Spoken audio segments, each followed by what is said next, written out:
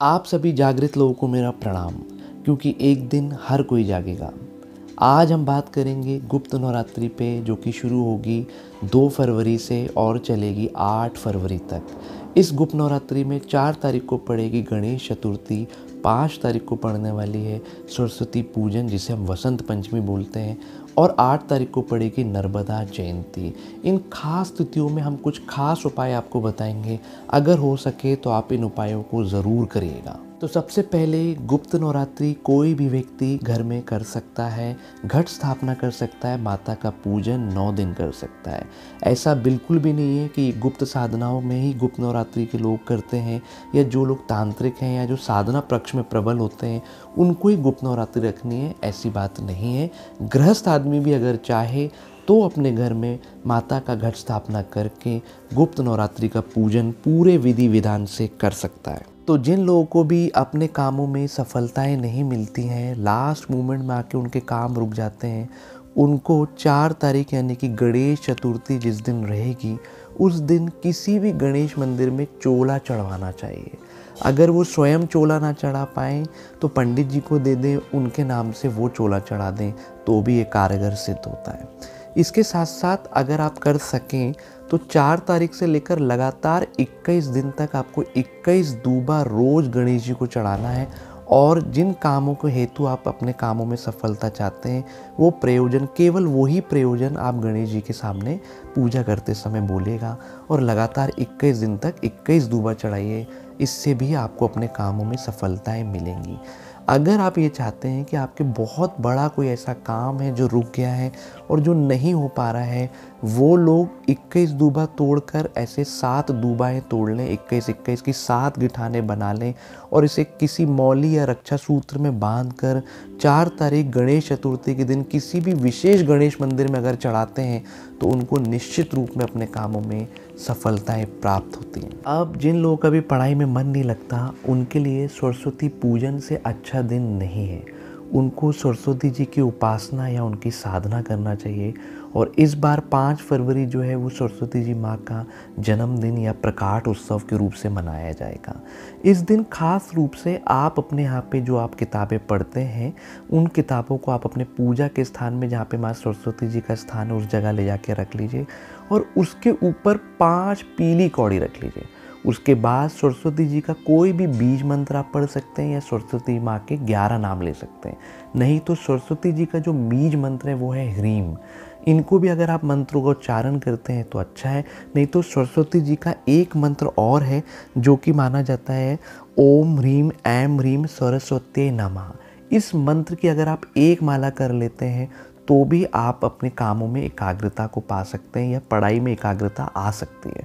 इस दिन आप इस मंत्र का एक जाप कर लीजिए, और उसके बाद दूसरे दिन ये किताबें आप अपनी स्टडी टेबल्स में रख लीजिए, और जो पीली कौड़ी रखी हुई है उसको आप अपने स्टडी टेबल में किसी भी स्थान पे रख दीजिए। अब अगली बार आप जब भी पढ़ाई करने बैठें तो गणेश जी और माँ सरस्वती जी का स्मरण करिए, उनसे प्रार्थना करिए कि प्रभु मैं जो भी पढ़ रहा हूँ ये मुझे याद हो।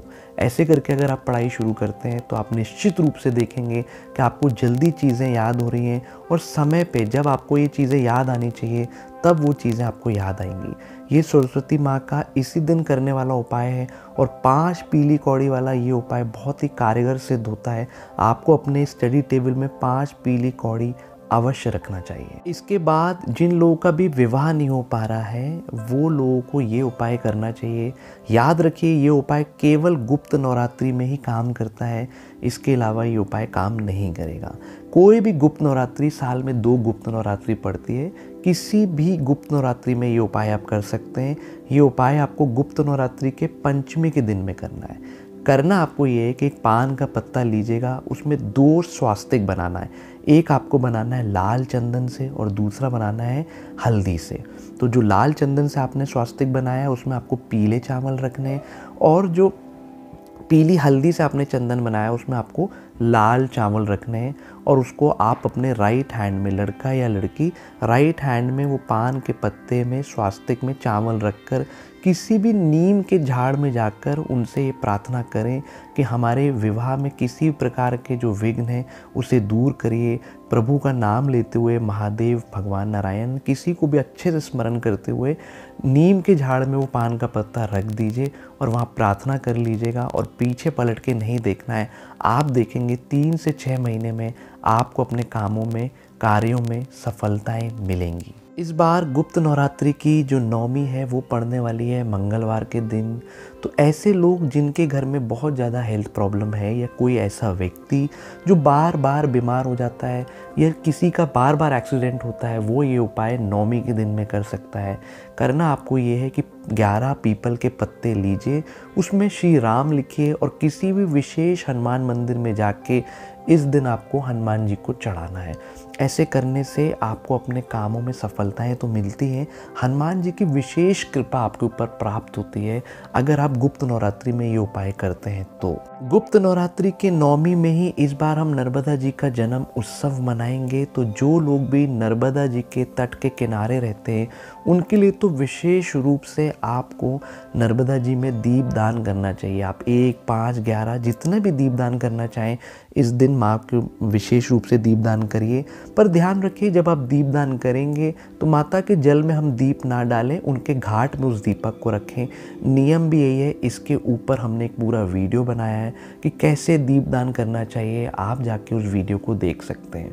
ख़ास तौर पे नर्मदा जयंती के दिन जो लोग नर्मदा जी में दीपदान ना कर पाए वो किसी पीपल में 5 दीपक का दान कर सकते हैं या किसी भी दुर्गा या विष्णु या लक्ष्मी जी के मंदिर में भी 5 दीपक का दान करना चाहिए। ध्यान रखिए कि जब भी नर्मदा जयंती, गंगा जयंती ऐसी कोई विशेष जयंतियाँ पड़ती हैं और अगर हम उन नदियों के किनारे या समीप नहीं रहते हैं तो उस दिन हम किसी भी मंदिर में भी अगर 5 दीपक का दान या किसी पीपल में 5 दिए जला देते तो हमें उतना ही फल प्राप्त होता है।